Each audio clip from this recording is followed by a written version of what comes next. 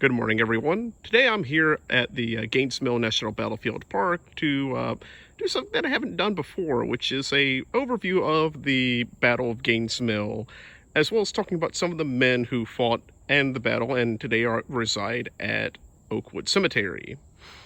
So today we start over here at the Texas Monument on the northern bank of Boatswain Creek.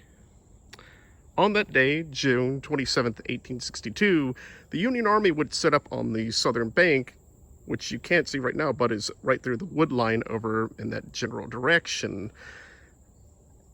And they were under the command of John Porter, who commanded the entirety of the 5th Corps, which previously on the day before had been fighting over by Mechanicsville and Beaver Dam Creek. They had retreated to this position just across over towards the Watt House and set up a defensive line over there. Around the afternoon on the 27th, the Confederate Army would assemble just over here, right in that cornfield, to begin their major assault against the Union positions. The first unit that would come in would be the Louisianans, specifically including the Louisiana Tigers under their commander Roberdeau. They would first try to assault the Union positions, but ended up being repulsed, which resulted in Roberdeau's death and effectively the destruction of the Louisiana Tigers, because this defensive position, which consisted of 3 lines of Union troops lined up all along the bank of Boatswain Creek, was such a formidable position that it could shred most any unit that came across. So when Lee and the rest of his army got here and deployed up for battle, which at this point the sun was starting to set down, it was getting close to 5-6 p.m., they began to set up for a major assault against the Union positions, all the while cannon fire flinging over the tree line, which today is a lot thicker than what it would have been back then, but there would have been at least some relative protection from cannon fire. Now we'll continue on our way down the hill here towards Boatswain Creek, and I'll talk a little bit more about some of the men who would have conducted this entire charge. Now we're down here nearby Boatswain Creek, nearby one of the other markers here at Gaines Mill, where it talks a little bit about this decisive moment in the entire battle, where Hood's Texans would charge directly into the Federal positions, which they were entrenched just up here. They would have made makeshift breastworks and basically anything that they could to try to hold off against the Confederate assault. However, despite having somewhere around the order of 30, 40, 50,000 men, Lee would charge with 55,000 men up this hill over here. Now, towards the northern bank, Hood, along with his Texans, would assemble up on top of the ridge on the northern side of Boatswain Creek, just up over there. Hood's Texas Brigade would have included the 1st, 4th, and 5th Texas, as well as some Georgians, as well as a couple of Virginian units that would have been integrated into the unit prior to the battle. Now, some of the men who would have made this assault would have included some of the men that are currently buried over at Oakwood Cemetery, such as Albert Polk Brown of the 4th Texas, Company A, Pleasant S. Wood of Company C, 4th Alabama, and finally John T. Young of Company D, Guadalupe Company of the 4th Texas. They would have mustered in and assembled into their regiments, into their companies, and then would have charged directly down this hill and through this creek just down here, Boatswain Creek. It's a small running little stream, but they would have charged through, they would have stomped through this creek, they would have kicked up water as they went up, and then just kept on charging straight through towards the Federal positions just behind me here. And in their effort all three would end up being wounded, and from what I can understand, all three would suffer leg injuries from potentially melee balls or from just general combat in general, and would eventually die in the subsequent month afterwards. They would assault this position, they would charge up this hill as best as they can. Men would have been falling left and right around them as they charged directly up this position. Meanwhile, off towards the Confederate right, you would have Pickett's men as well as the Alabamans, who would have been charging up towards the very far left flank of the Union position. And by the time Hood would have broke through here, they would have been trying to break through on the left and would eventually do likewise. All of this is happening late in the afternoon, in the evening time. The sun is setting down off towards the west, far off towards the west from us. It would have been starting to get dark, and it would have been even more chaotic than what you see right in front of you today. So now we'll go ahead and head on over towards the Alabama Monument, and we'll talk a little bit about what they did during the battle as well. And here we are over here on the Union left, which would be the Confederate right, where General Butterfield and his men, largely Michiganders, New Yorkers, and Pennsylvanians, would defend this entire flank from the Confederate assault, which would have came across these very woods and just down there from the small hollow just down there. They would have been defending just up towards the slopes over here, where the hill goes directly upwards towards the plateau, which would have been known as Turkey Hill at the time, and still is known as Turkey Hill to this day. The main unit that would have spearheaded this assault would have been the Alabamans, specifically from the 9th, 10th, and 11th Alabama, as well as, if I recall correctly, the 8th Alabama. All of which would suffer horrendous casualties during this assault, and then later on during the Battle of Frazier's Farm, otherwise known as Glendale. And over here, the Sons of the Confederate Veterans erected this monument dedicated to their entire sacrifice over on this flank.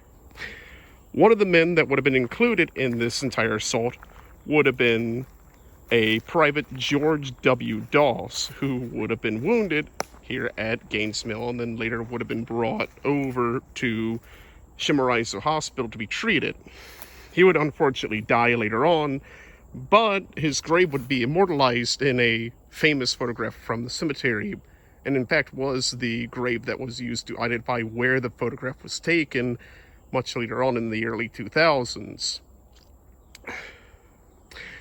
Ultimately, the Alabamans, they would assault this position, and they would drive all the way up towards the top of the hill and then assault the Federal batteries that would have been situated on top of the hill, which during this entire time would have been firing at them, firing through the woods, as above us, limbs from the trees would have fallen down on these positions where the Federals were defending, as well as where the Confederates were assaulting, which would have posed another challenge for these troops trying to assault across this small hollow.